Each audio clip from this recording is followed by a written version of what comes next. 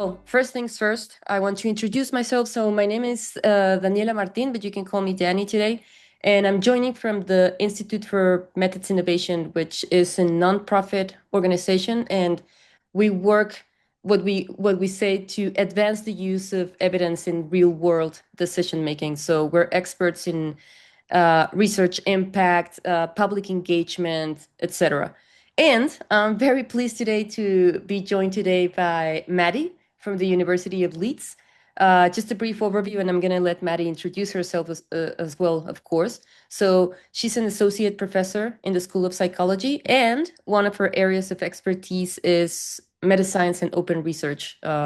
So that's why we have her today. Just to give you also a high-level overview of the session today, what I will gonna do right now is I'm gonna start with a short introduction to the Family Project and of course the framing for today's session. And then Maddie will take us into the main discussion on who is missing from open science. And then after that, we will move into a practical review using the worksheet that we have prepared for you. So Maddie, I don't know if you want to briefly introduce yourself before I start. Yeah, I can do. I'll also do a super brief introduction in my talk. But yeah, hello everyone. You can call me Maddie. As I'm going to kind of talk about, so I'm interested in open research. I'm interested in metascience, but I also have a background of critical feminist psychology. So my approach to open science, metascience, open research, open scholarship always kind of comes from that lens about trying to look at who is missing and how do we not reproduce some of the kind of systemic barriers that a lot of the social sciences and particularly psychology has kind of faced in the past. So that's who I am, and they're the things that I care about. Perfect. Thank you, Thank you. Maddie. And I forgot to say, but if you want to introduce yourselves in the chat, that's more than welcome. So we know who you are and why you are here. That would be interesting. Also for when it comes the time to work on the actual worksheet. So we have that background information for any incoming questions or comments. Okay, so I'm gonna get going. Just a quick introduction to FemLead, which is the project that is funding this webinar. It's a EU-funded project, and it involves 5 partners across 5 countries. And what the project does is that it focuses on supporting women's participation and leadership in open science, particularly in STEM and higher education settings. One central idea behind the project is that good policy, as you probably know, good policy is not enough on its own, because institutions also need training, practical tools, networks, and all these kind of resources so that they can turn these commitments into actual daily practice. So through the project, just so you know, we have been developing some pretty cool resources, such as the virtual learning lab, which is like a self-paced online course to help these higher education institutions make inclusive open science more concrete. And of course, these webinars are part of this whole effort from all the partners. So the starting point for today's session is simple. We all are aware that open science can widen access, but it does not automatically make science inclusive. Because of course, making research outputs open is important, but access is, I would say, only one part of the picture. We need to ask who is able to participate, who is visible, who leads, whose work is recognized. Because if these existing inequalities are not considered, then what they will do and what they usually do is they carry over into the open science practices that we do. So inclusion, we always say that it needs to be designed, it needs to be reviewed, and it also needs to be renewed. So we cannot assume that we have done our part and that's it, and it's static and it's all good. Um, Quickly, three factors that I want us to keep in mind during the session is that, well, the first is context. So as you know, people participate within real social, economic, cultural, institutional conditions, and those conditions, they shape what is possible to do. The second is the sign. So everything that has to do with timing, with format, language, what kind of technology are you using? Are you taking accessibility as part of a crucial element for the design of what you're doing? Because this all affects who can take part of it. And of course, the third is power, is about whose knowledge is being taken seriously, who makes decisions, who benefits from the outcome. I always say that a useful way to think about this is that context is the backdrop that we inherit, then the design is what we choose, and power is what shifts or does not shift. And because of those choices that we are making. Um, Okay, so for this session, we want to use four linked ideas, which is equity, diversity, inclusion, and accessibility. Equity basically is about fair access and fair outcomes, not simply treating everyone the same, you know? Diversity is about, well, whose voices, methods, and forms of knowledge are present. Inclusion is about whether people are genuinely heard, valued, and are they able to actually shape the work. And finally, accessibility is about whether the language, the technology, the format, all those design choices that we have made are making participation possible. So these ideas work together, and the one of the key takeaways that that at least I have been identifying from working on the family project is that a process can be diverse, but that doesn't mean that it's being inclusive. And you can also have open science, but the science that you're opening up, as I would say, is still inaccessible. So what we're going to do today, after, of course, Maddie's presentation, is to work on this worksheet and then and then we will ask you to look for evidence rather than simply making a general judgment of how things are working within your projects or institutions. So, okay, I will now hand over to Maddie. Thank you so much, Danny, for the introduction. I was saying before we joined that before I got the introduction to speak today, I decided like, right, I'm not gonna do as many talks, like I'm not gonna do any webinars, I'm just gonna focus on my marking. And then this invitation came through and I was like, this is all of the stuff that I care so deeply about. I cannot not be in this room. So hello everyone. So this very brief talk is going to be titled Who is Missing from Open Science? And I guess the kind of assumption implicit within that is that people are indeed missing from open science. Um, I'm going to focus, so what I'm going to talk about is going to have a bit of a gendered lens to it, but it's going to be focused a little bit more broadly about what kind of methodologies, epistemologies, what kinds of researchers do I observe as being missing from some of the contemporary open science conversations. And just to caveat this quite heavily with, I am in the School of Psychology, so I'm a psychologist. My PhD was in experimental social psychology. So everything that I talk about, even though I try to have a disciplinary kind of breadth, everything that I talk about kind of comes from the position of someone who's grown up in psychology. So just for a little bit of context, so I used to be a quantitative social psychologist. Somewhere along the way, I turned into a mixed methods researcher, and now I identify as a qualitative researcher and a metascientist. And fundamentally, the stuff that I care really, really deeply about is asking quite big questions.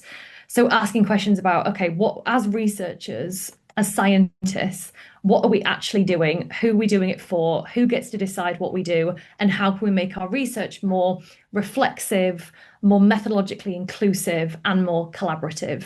So they're the kind of three things that I see it as my mission to try and improve. So let's talk about open science a little bit. So I'm not defining open science now because I don't think you know what it means. I'm defining it so you understand what I'm talking about when I talk about open science.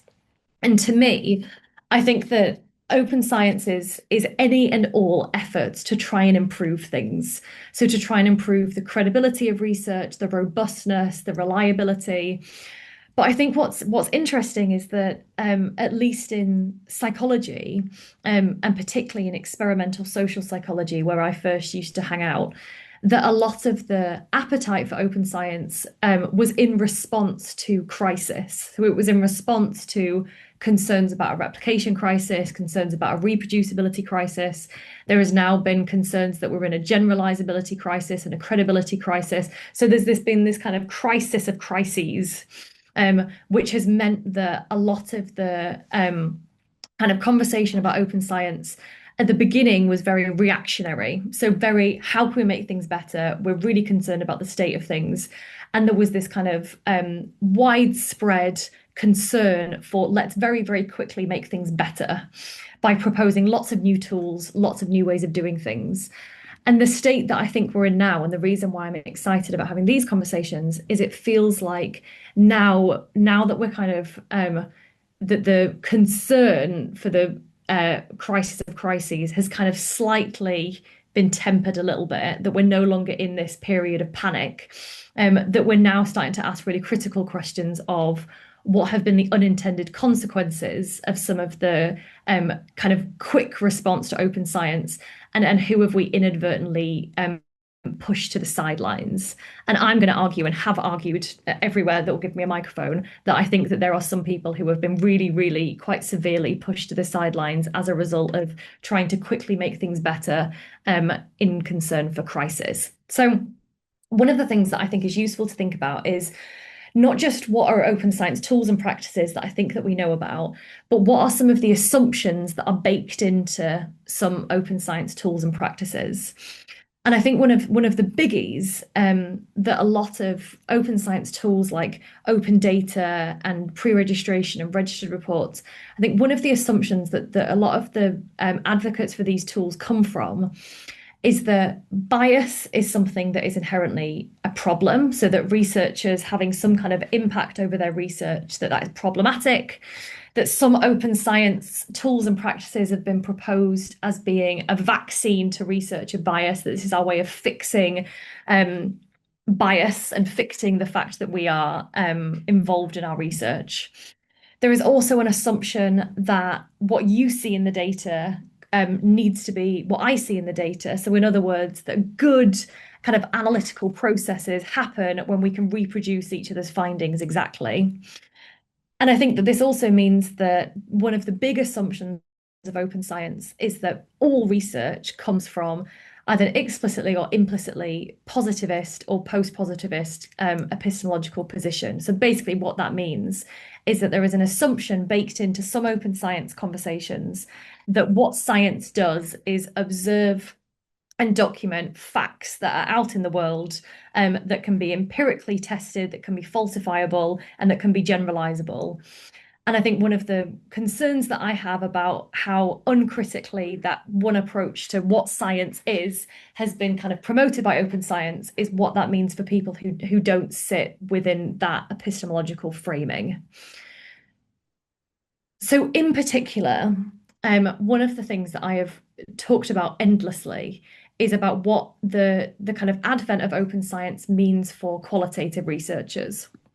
And I think one of my big concerns about the open science conversation so far is because it is coming from this very specific view of what good research looks like and what good science looks like, then that means, and there's data to show this, that people who exist on the methodological margins, so for example, qualitative researchers, researchers who don't align with a very positivist epistemological position, so researchers who might do more interview studies or secondary data analysis, or who may not, the goals of their research may not be to create things that are falsifiable and generalizable. It might just be to understand that group of people in their own right at that time.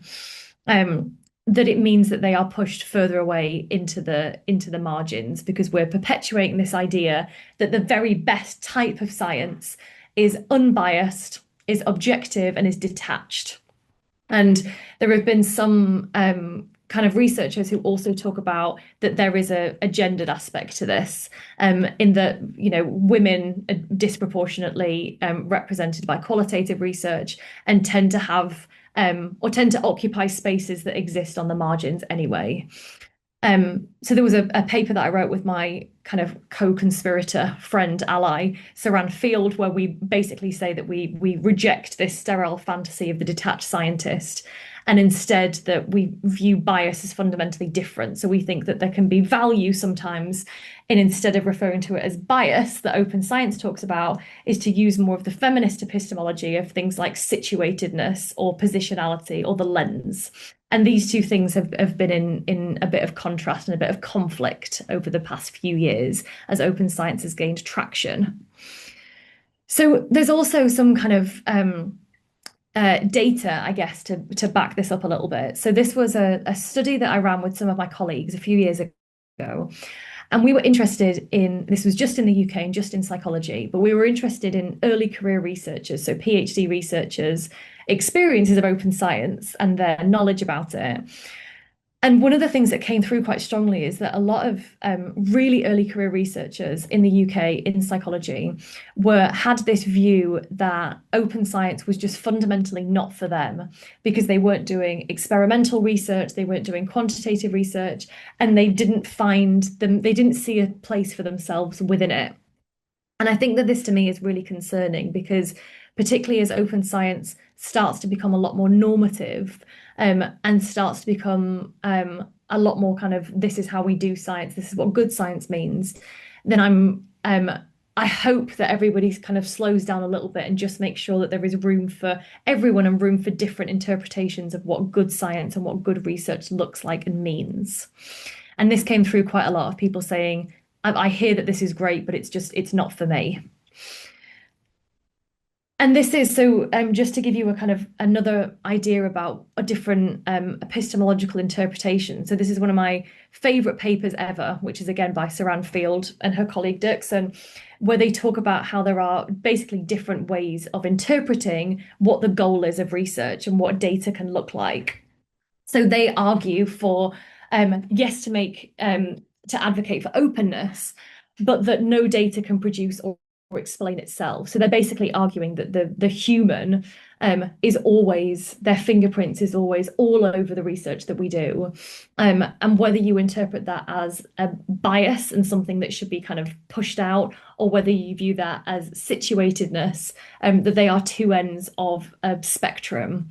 And what this paper then goes on to say is that a lot of the open science kind of conversations, or the dominant open science conversations, doesn't yet kind of leave enough room for the fact that there are different interpretations of what data looks like and how we make sense of it. So I think that this has led to a sense of methodological silos. So I had a look at some of the most well-cited papers and research that's about questionable research practice, it's about open science. And one of the things that really struck me is that a lot of those papers don't even specify if they're talking about quantitative research or qualitative research or experimental research. There is this assumption that kind of quantitative positivist research is so much the default that we no longer have to articulate that that's what we're talking about. And this means that there has then been this inappropriate transfer of quantitative logics to qualitative research, which again just perpetuates the idea that there is one way to do good research and that that doesn't always include everyone. And I think that there are inherent gendered implications of this. And this, as we've talked about, so it means that one of the things that I really welcome is thinking about when we talk about rigor and when we talk about credibility, what do we actually mean? Whose definitions are we using, and where has that definition come from? And could there be lots of different ways of interpreting what, for example, quality looks like in different types of science and different types of research? And I think a kind of slowing down of some of the core fundamentals. So what constitutes good science, what constitutes good research, I think is the step that I really welcome at the moment. So to give you just like two very, very brief examples, and this is mainly just about qualitative research, but I think that there's the same logics kind of apply. And I want you to just think about this and just use all of this, whether you do qualitative research, mixed methods, or if, whatever. I want you to think about this more in terms of what are the assumptions that we are perpetuating when we promote open science practices, and does that leave space for everyone? So to give you an example, so And there's been a huge emphasis in open data sharing. And one of the biggest arguments, or at least the most vocal argument, is that open data can be really good for checking reproducibility. So, in other words, to be able to follow in a researcher's steps, document exactly what they did, and arrive at the same conclusions.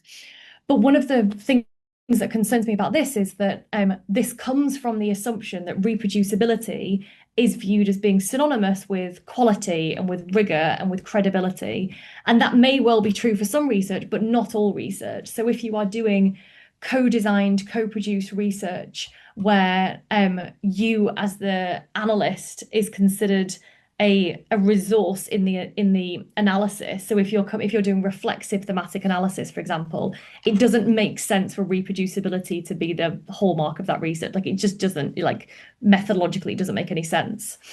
And there's also a really well documented concerns about the ethical and practical and legal complexities with opening up data.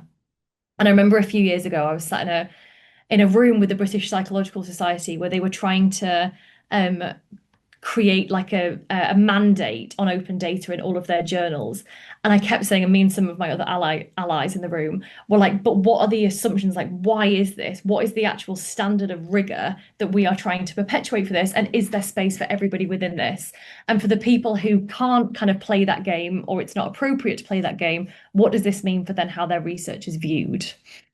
And just to give you an idea, so there are some really, really lovely papers that talk about this specifically, about how the advent of open data can be brilliant for some research, but also can mean that there are other researchers where it's just not appropriate. It's just not it's not necessary, it's not appropriate, it doesn't make sense.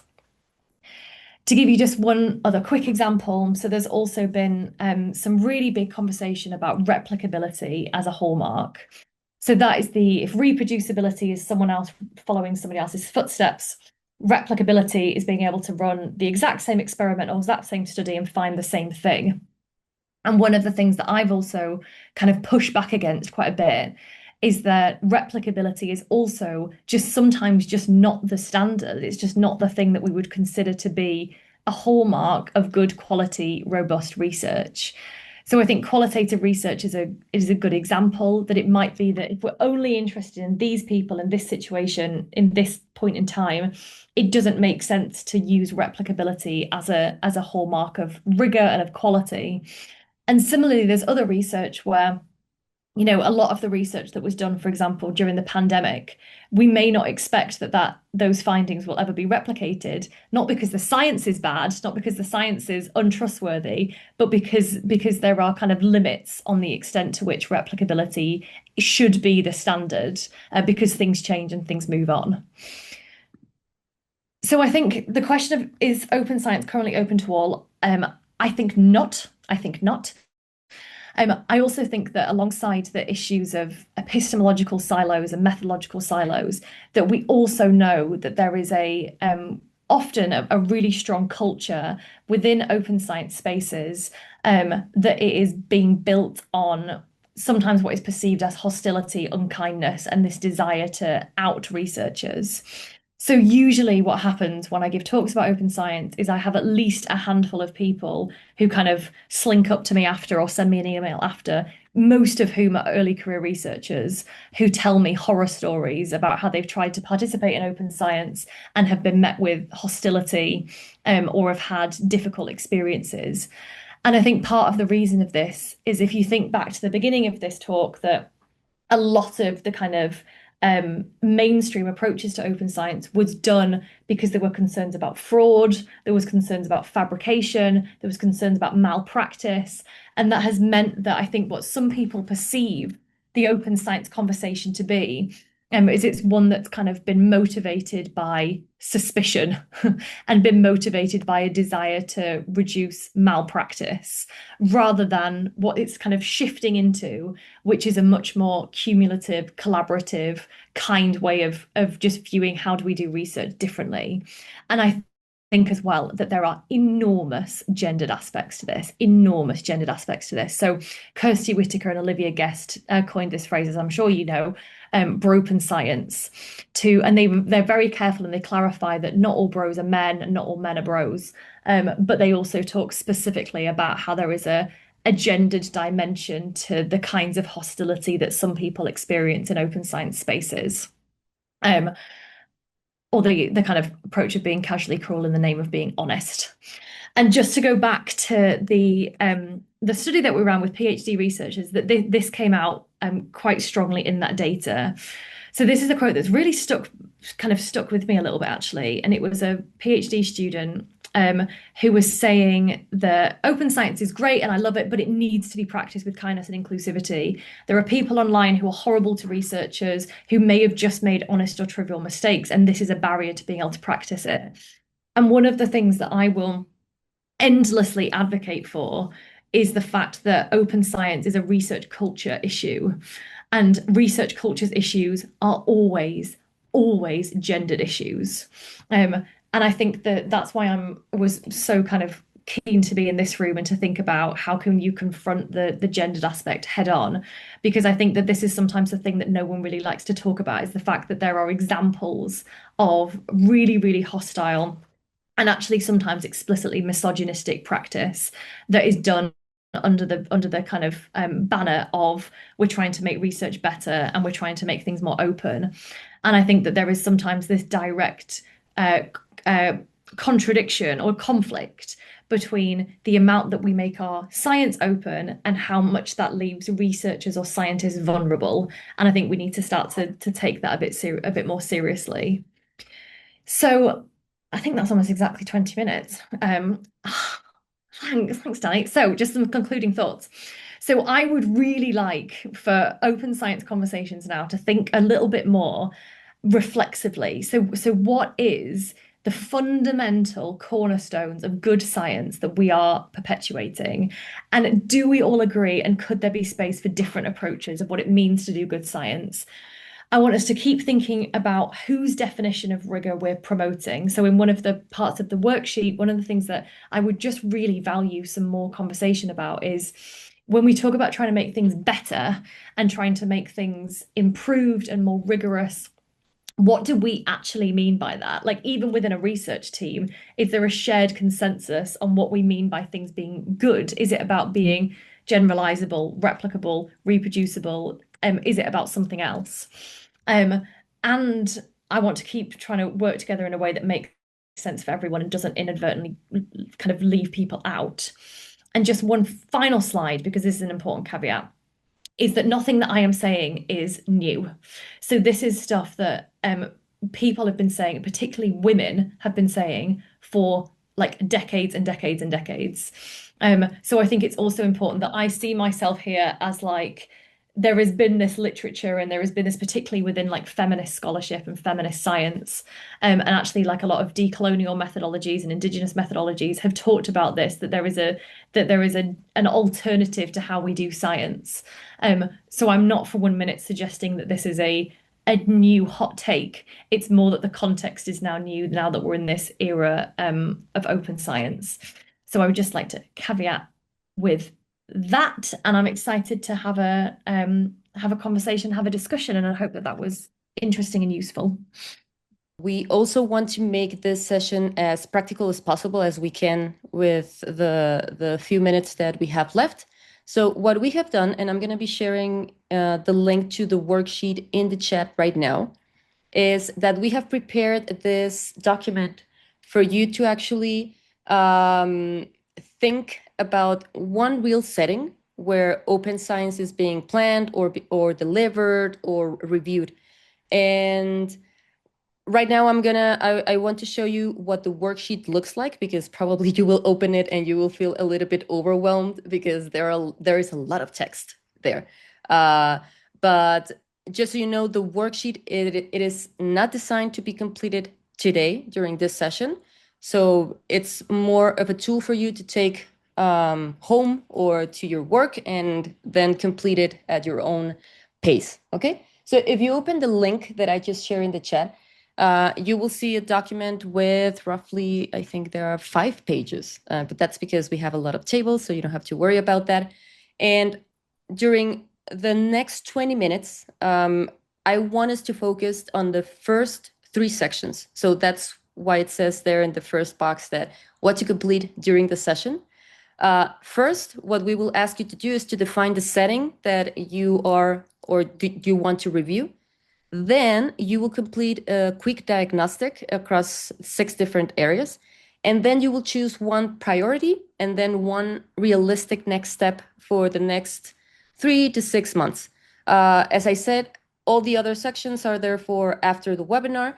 And what they will help you do is to look more carefully at the strengths, at the barriers, and of course, where this whole review should go next, especially if you're able to discuss it with a colleague or bring it into an existing project or institutional progress. Let's hope that that's the case.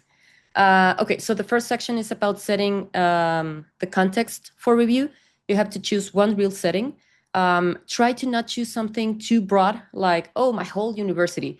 A more specific setting will make the exercise more useful to you, for sure.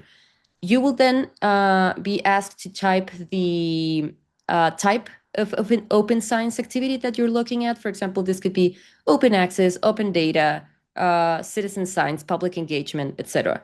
And then you will need to identify the stage of implementation, if it's just an idea right now, or is it being designed? Is it already running? This kind of thing. And finally, you will need to identify, well, who is involved in planning, who's involved in delivering, or even decision making. I want you here to pay attention to the groups and the roles rather than just putting like individual names there. So the important question here is whether, for example, women or underrepresented groups are present in any meaningful roles, not just as participants or as the target audience or as the recipients of the activity. So this section hopefully will take around 5 minutes. Try to keep it brief. The purpose is simply to make sure that you're reviewing something like a very defined case. Okay, so that's section 1. The second section is a quick diagnostic. So I don't want you to think about this as an audit, and it is not meant to be perfect, so you don't have to worry. It's just a fast way for you to identify where practice is stronger and where are the main gaps. So what we're asking you to do, and you will see that dimension, we added a guiding question just in case you're unsure what the dimension is talking about. And then you will need to score each dimension from 1 to 5. So 1 meaning that the issue has not been even considered, and 5 meaning that the practice is already like embedded, monitored, and acted on.